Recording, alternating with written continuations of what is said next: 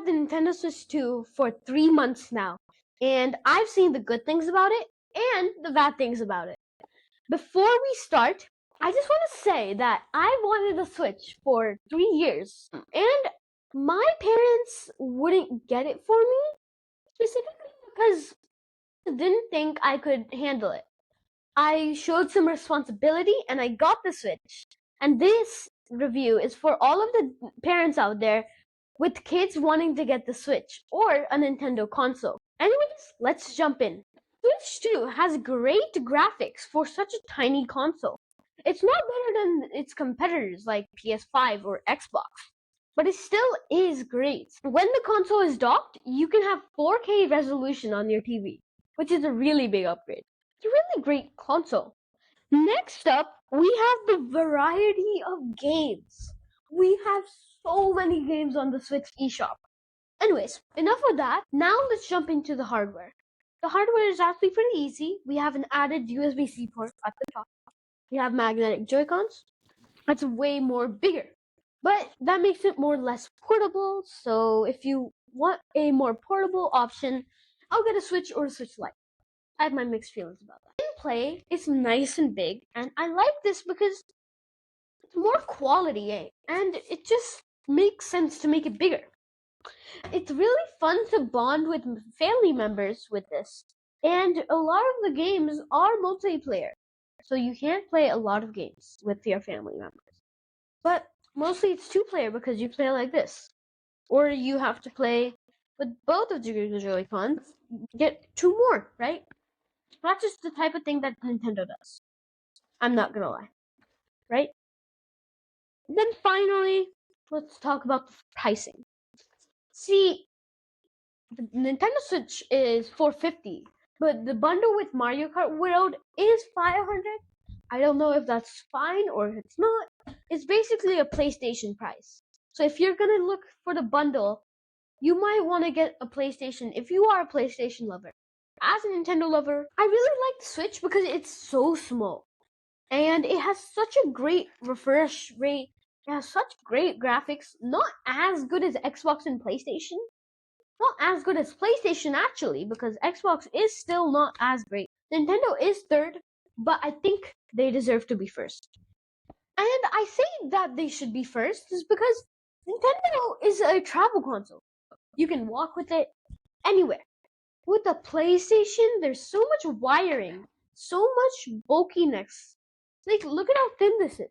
And then a PlayStation is hard. It's like this thick, and you don't want to take it with you on a trip because you need a TV to play with it. And if you're looking to play on a plane, I'm sorry, you're out of luck. There is PS Portal and the PS Backbone. The Backbone I wouldn't get because you're just using your phone. But then the PS Portal, I understand. It's like the Switch from Sony that's just really cheap. It doesn't make sense to get a PS Portal because PS is like all about quality. And if you're getting a PS Portal, it just defeats the purpose, right? Then this is $450, as I said. It is $50 lower than Sony, but you're probably going to get the bundle because you want a good game when you get it, right?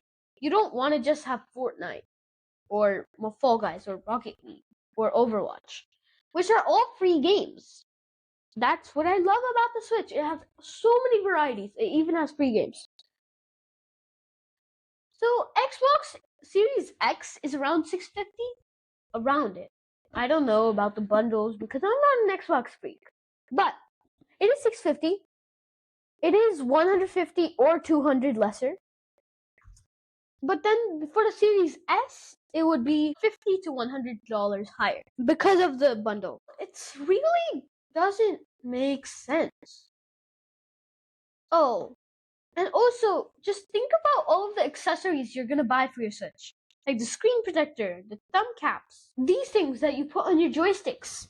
And really, I would say that a Switch is definitely deserved. You don't get it because you want it. You get it because you earn it. Because a Switch is a thing that you earn. This is the quality that I want. This is the quality that I need. But that is really just me. And all in all, the final rating for this is gonna be an 8.5. I'm taking away points of the weight and creativity. This is way too heavy. Nintendo can fix this. And also, Nintendo, you add magnets, you add a USB-C port, and you can't add a OLED screen. What's happening here? They do so many hardware upgrades and they can't give us an OLED screen. It's just disappointing. I can't say anything else. On a console like this, OLED is just needed. But you probably won't notice it because LCD has a few benefits. And LCD is really nice because I don't care. But for those Nintendo Switch OLED people, you might want to watch out for this.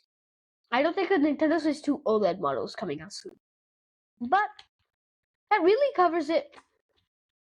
The final rating is 8.5. So all in all, the Nintendo Switch is a great console. It's best for 11 to 13-year-olds, maybe teens.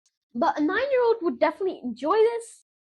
Parents, I think you should get your child a Switch, Xbox, Nintendo, PS5. I don't care.